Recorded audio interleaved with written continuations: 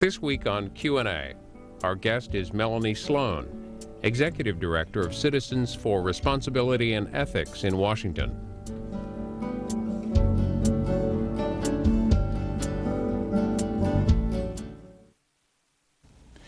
Melanie Sloan, can you remember the first time you got interested in corruption? That is a hard question. Probably back in the 70s with Richard Nixon, when I was paying attention just as a school kid, and I thought that what was going on with Watergate was so terrible. Where were you then? Well, in 1974, I was just 8 years old, so it's a while ago. But I have distinct memories of reading the covers of magazines and seeing about Nixon and having my dad explain to me what was going on, and it seemed pretty appalling. And it was quite a shock that our political leaders might not be everything we thought they were. When did you want to do something about it? How old were you when that started happening? Well, I was always interested in politics, even as a young kid. Throughout school, I was involved in politics in school and was always very focused on it. Then I eventually went to work for Congress after I graduated from law school, and I thought this would be a great way to get involved in issues that are important to people. I've always been very public service oriented, I think in large part because I went to a Quaker school where that was really imbued in you, a sense of public service. So after I got out of law school and I went to work on the Hill, I really enjoyed that, but I worked on a lot of crime issues and thought, well, a great place to go next would be the U.S. Attorney's Office. See how crime really worked for people involved in it. And it was really then, when I was doing that, when I started realizing how many problems there were in Congress that people weren't talking about. And of course, I'm really focused at that point on Tom DeLay, first the whip and then later the majority leader, who was, I thought, just the worst person out there, and yet so little was being done to stop him. Why was he the worst person out there? It seemed that it was so blatant that he had this pay-to-play Congress going on, where it was very clear that if you wanted legislation, you had to pay for it. I mean, he kept a book on his desk of how much money people had given to Republicans and how much they'd given to Democrats. It wasn't enough that you'd given to Republicans. You couldn't be giving too much to Democrats, and that he wouldn't even talk to people who hadn't ponied up enough money. And that seemed to me the very antithesis of what our system is supposed to be about. Let me go back and ask you to fill the blanks in. Where were you born? I was actually born in Washington, D.C., which is a rarity, I know. My dad worked for the Justice Department at the time, but then I grew up in Wilmington, Delaware. And what was the Quaker school? Wilmington Friends School. Where did you go to college? I went to the University of Chicago for college and law school. And you became an assistant U.S. attorney. Right. How did that happen? What year was that? I became an assistant U.S. attorney in 1998 after having spent 5 years working on Capitol Hill, first for the Senate Judiciary Committee and then for the House Judiciary Committee. And I went because I had always liked crime, even in law school. The stories were just better. I preferred the crime cases to, say, the tax cases.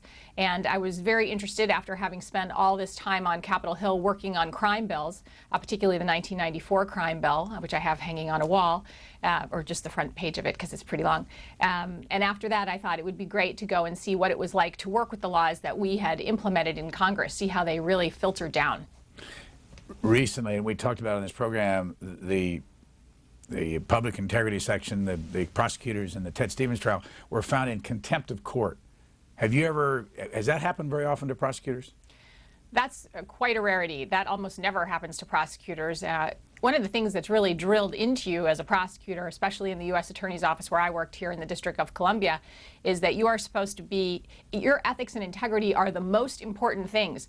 People would worry that we would be going overboard on a particular criminal defendant, and I would say there would never be an interest that we would have in doing that. First, there are so many criminal defendants behind him. Why would we jeopardize our careers over any particular criminal defendant? But secondly, we were told that when you worked at the Department of Justice, the goal wasn't to put people in jail. The goal was to do justice, to do the right thing. So you want to make sure that you give the evidence that you're supposed to over to the defense. The point is to play fair.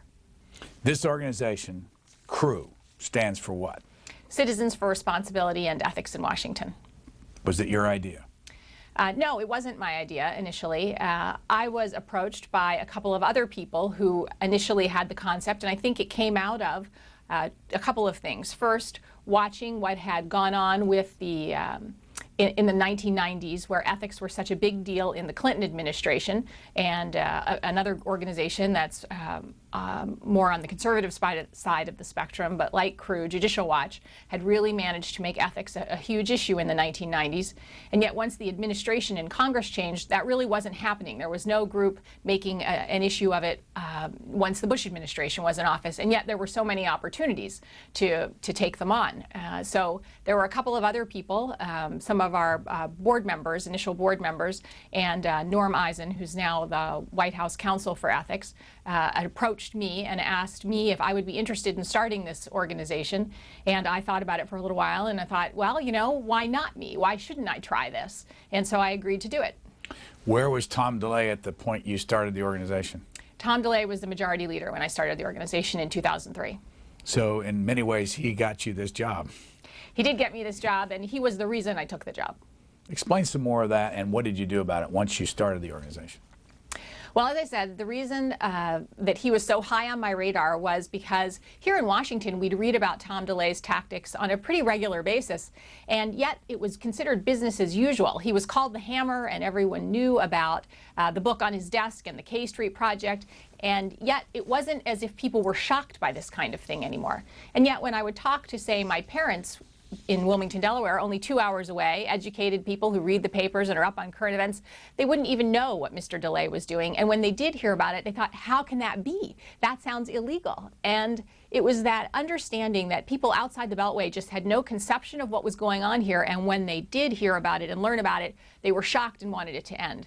That was really why I thought, wow, it's time for someone else to come in and say, let's see if we can do something about this. So what was your reaction when he left Congress? Oh, I was overjoyed. I danced a little jig. It was the best moment. There is nothing we've done at CREW, to my mind, that is as important as helping get rid of Congressman Tom DeLay and having him out of the halls of Congress. So whatever happened to him legally, there was a case down in Texas. Has that ever been adjudicated? That has not been adjudicated, and there's also still an investigation going on into Mr. DeLay here in Washington, revolving around the Jack Abramoff scandal. How many people went to jail because of the Abramoff scandal, you remember? I think there have been over 20 people indicted as a result of the Abramoff scandal. Some of them have served home detention, so exactly how many people have gone to jail is hard to say. But that case is not over yet. On your website today, as we're recording this in the middle of the week, latest actions for CREW. CREW calls for Representative Murtha to step down from Defense Appropriations Subcommittee. Are you surprised that after you formed an organization that was to go after Tom DeLay, you end up going after the other side here? No, I'm not really surprised, because I think one of the things I've learned is that it's the power that corrupts. I don't think anyone starts off good or bad, but I think you have to have power to abuse it. For a long time, the Democrats didn't have any, so they couldn't abuse it, and now they have plenty, and so they are. Jack Murtha, on the other hand, has been known to walk that ethical line for many, many years. In fact, since the Abscam days. He's been on CREW's list of the most corrupt members since 2006. And I'm happy to see the rest of Washington catching up with us. And we see now a story about Jack Murtha on the paper, front page of the paper, every couple of days. You do have these lists, and I've got one from 2008. Explain the list. You have corrupt members and also top scandals. Right.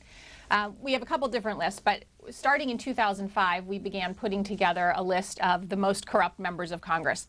And we initially called it Beyond DeLay, because the point was, while we had focused so much on Tom DeLay in our early years, we wanted people to understand that it wasn't just Tom DeLay. There was a culture in Congress, and there were many members of Congress who were involved in unethical actions, not just DeLay. And that was why the report was initially named Beyond DeLay.